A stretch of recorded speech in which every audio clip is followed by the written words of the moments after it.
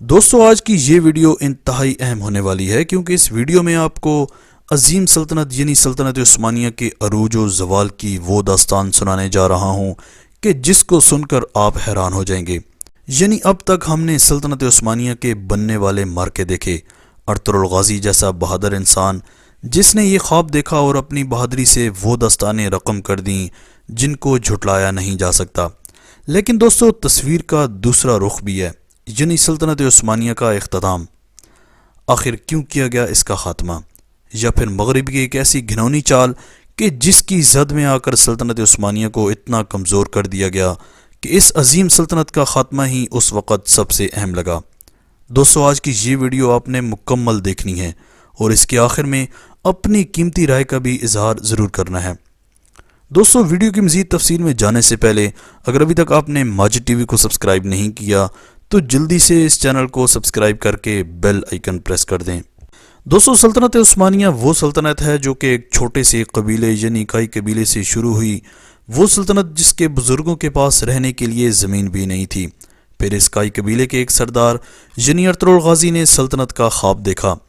اس خواب کی تکمیل کے لیے ارطغرل غازی نے اپنی ایڑی چوٹی کا زور لگا دیا، اپنے جنگجوؤں کی جانوں کے نذرانے پیش کیے، سامنے آنے والی ہر چٹان کو بڑی ہی بہادری سے گرایا گیا اور اس کا مقابلہ کیا گیا، چاہے وہ صلیبی ہوں یا منگول یا اسلام کے دیگر دشمن۔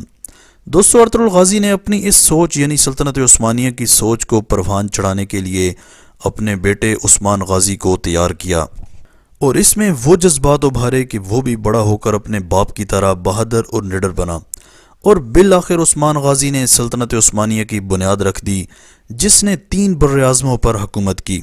لیکن دوستو اگر تاریخ کے اوراق پر نظر ڈالی جائے تو اس سلطنت کے بننے کے بعد کچھ ایسے غلط فیصلے اور ایسی غلط حکمت عملیاں اپنائی گئیں جنہوں نے مسلمانوں کے اس عالی شان عروج کو زوال میں تبدیل کر کے رکھ دیا، اور انہی غلطیوں کی وجہ سے یہ سلطنتیں ایسے غائب ہوئیں کہ جیسے وہ کبھی اپنا وجود ہی نہیں رکھتی تھیں۔ جی ہاں دوستو، میں بات کر رہا ہوں سلطنت عثمانیہ کے ان معاہدوں کے بارے میں جن کی وجہ سے سلطنت ٹکڑوں میں بٹ گئی۔ یہ معاہدے کون سے ہیں اور کیسے ان معاہدوں کی وجہ سے سلطنت عثمانیہ کا خاتمہ ہوا، چلیے جانتے ہیں۔ نمبر 1، معاہدہ پیرس۔ دوستو ایک وقت تھا جب سلطنت عثمانیہ کی جنگیں روس کے ساتھ ہو رہی تھیں۔ اتحادی طاقتوں کی وجہ سے سلطنت عثمانیہ کو روس کے ساتھ امن معاہدہ کرنا پڑا۔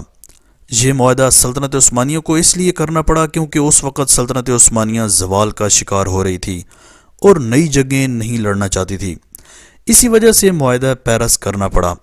دوستو معاہدہ پیرس جنگ کریمیا کے بعد 1856 میں روس اور اتحادیوں کے درمیان طے پایا۔ اس معاہدے پر 30 مارچ 1856 کو دستخط کیے گئے، جس کے نتیجے میں بحر اسود ایک آزاد علاقہ قرار پایا اور اسے تمام جنگی جہازوں کے لیے بند کر دیا گیا، اور اس کے کناروں پر قلعوں کی تعمیر اور جنگ کا اسلحہ اور سامان جمع کرنے پر بھی پابندی لگا دی گئی تاکہ آئندہ کبھی بھی سلطنت عثمانیہ اپنا سر اٹھانے کے بارے میں سوچ بھی نہ سکے۔ اور دوستو یہی وہ معاہدہ تھا جو سلطنت عثمانیہ کے علاقوں کے لیے تباہ کن ثابت ہوا، اور یہ معاہدہ روس کے لیے مفید ثابت ہوا۔ اور ناظرین اکرام، اس معاہدہ سے سلطنت عثمانیہ کو بہت زیادہ نقصان اٹھانا پڑا۔ نمبر 2، معاہدہ سیورے۔ دوستو 10 اگست 1920 میں سلطان محمد ششم کے نمائندوں نے سیورے کے معاہدے پر دستخط کیے۔ اس معاہدے پر دستخط کرنے کا مطلب یہ تھا کہ سلطنت عثمانیہ کا اختتام پذیر ہو جانا۔ 22 جولائی 1920 کو سیورائی سلطنت یندس محل میں سیورس کے معاہدے کے اصولوں پر تبادلہ خیال کرنے کے لیے جمع ہوئی، اور سیورس امن معاہدے پر 10 اگست 1920 کو دستخط ہوئے۔ دوستو اس معاہدے کے 2.5 ماہ بعد سلطان محمد ششم کو استعفیٰ دینا پڑا۔ 1 نومبر 1922 کو ترکی کی گرینڈ قومی اسمبلی میں سلطنت عثمانیہ کا باضابطہ طور پر خاتمہ ہو گیا اور سلطان محمد ششم کو استنبول سے نکال دیا گیا۔ دوستو اس معاہدے پر سلطنت عثمانیہ نے دستخط کیے تھے، لیکن اسے ترکی کی جمہوری تحریک نے مسترد کر دیا تھا اور اس معاہدے پر عمل نہ ہو سکا۔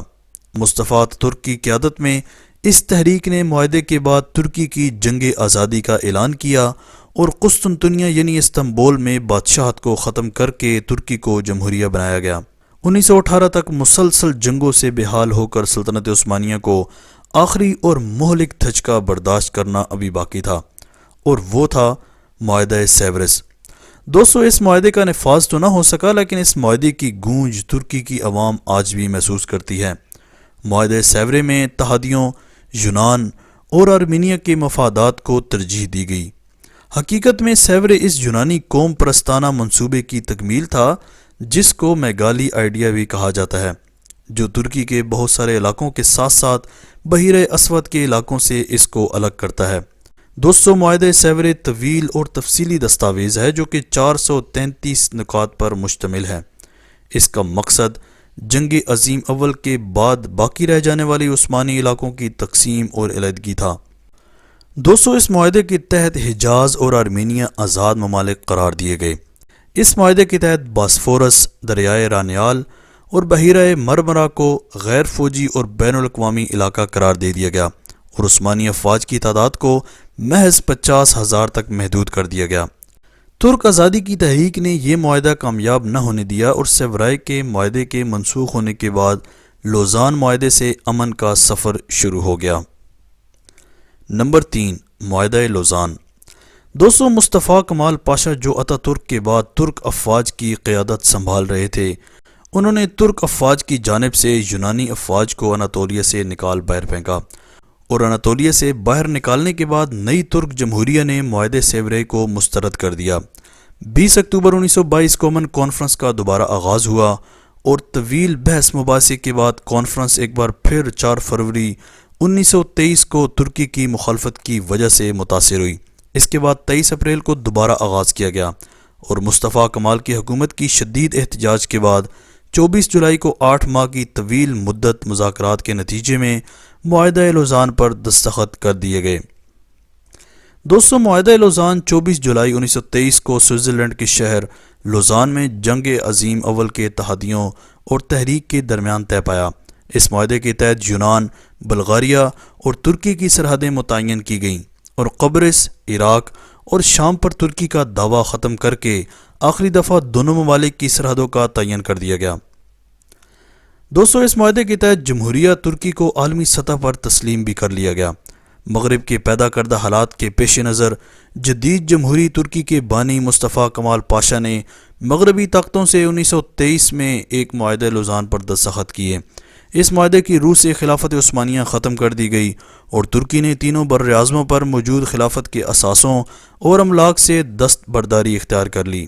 دوستو، معاہدہ لوزان 100 سال پر محیط تھا، جو کہ دراصل ترک عوام اور مسلمانوں کے خلاف مغرب کا ایک ایسا پھندا تھا جس نے ترکی کے ہاتھ اور پاؤں باندھ کر چاروں خانے چت کر دیا۔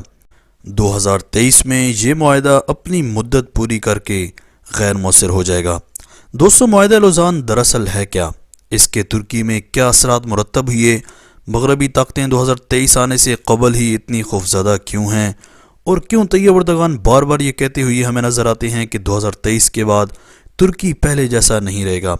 دوستو، یہ تمام سوالات اپنے اندر نہایت ہی دلچسپ معلومات اور تاریخ رکھتے ہیں۔ معاہدہ لوزان جنگ عظیم اول کی فاتح قوتوں کے درمیان طے پایا تھا۔ اس وقت صورتحال یہ تھی کہ فاتح قوتیں ترکی کے بڑے حصوں پر قابض ہو چکی تھیں۔ ان قوتوں میں سے برطانیہ نے وہ خطرناک شرائط معاہدہ لوزان میں شامل کروائی تھیں جن کی روح سے ترکی کے ہاتھ پاؤں باندھ دیے گئے، اور ترکی اگلے 100 سال تک اس معاہدے پر عمل درآمد کا پابند قرار پایا جا چکا تھا۔ دوستو، معاہدہ لوزان کی اگر کچھ شرائط پر بات کریں تو یہ شرائط کچھ اس طرح سے ہیں کہ معاہدہ لوزان کی روح سے خلافت عثمانیہ ختم، اور سلطان محمد ششم کو ان کے خاندان سمیت ترکی سے جلا وطن کر دیا جائے۔ خلافت کی تمام مملوکات ضبط کر لی جائیں، جن میں سلطان کی ذاتی املاک بھی شامل ہیں۔ ترکی کو ایک سیکولر اسٹیٹ قرار دیا جائے، دین اسلام اور خلافت سے ترکی کو بہت دور کر دیا جائے، اور اس کا باقاعدہ اعلان بھی کر دیا گیا۔ دوستو، ترکی پیٹرول کے لیے نہ ہی اپنی زمین پر اور نہ ہی کہیں اور ڈرلنگ کر سکے گا۔ اپنی ضرورت کا تمام پیٹرول وہ باہر سے منگوایا کرے گا۔ باسفورس عالمی سمندر شمار کیا جائے گا، اور ترکی یہاں سے گزرنے والے کسی بھی بحری جہاز سے کسی قسم کا ٹیکس وصول نہیں کر سکے گا۔ دوستو، ترکی کے حالیہ تاریخی ڈراموں کو بنانا اور ان کو اتنا عروج ملنا یہ اس بات کا ثبوت ہے کہ ترکی دوبارہ دنیا کو اس سلطنت عثمانیہ کے بارے میں آگاہ کرنا چاہتا ہے جس کو ان معاہدوں کی روح سے ختم کر دیا گیا تھا اور جس میں ترکی کافی حد تک کامیاب بھی ہو گیا ہے، اور دنیا کو ایک بار پھر یہ باور کرایا گیا کہ 2023 کے بعد ترکی ہر وہ کام کر سکے گا جس کا اس کو حق ہے۔ اور دوستو، اس معاہدے کی روح سے ترکی کو 2023 کے بعد یہ حق حاصل ہوگا کہ وہ اپنے ملک سے تیل بھی نکالے اور باسفورس سے ہر جانے والے جہاز پر بھاری بھرکم ٹیکس بھی وصول کرے۔ یہی وجہ ہے کہ آج مغرب کا ہر شخص ترکی کے صدر کا دشمن بنا ہوا ہے۔ لیکن دوستو، 2023 کے بعد آپ کو اس دنیا میں ضرور تبدیلی دیکھنے کو ملے گی جو کہ ہمیشہ یاد رکھی جائے گی۔ آج تک کے لیے اتنا ہی۔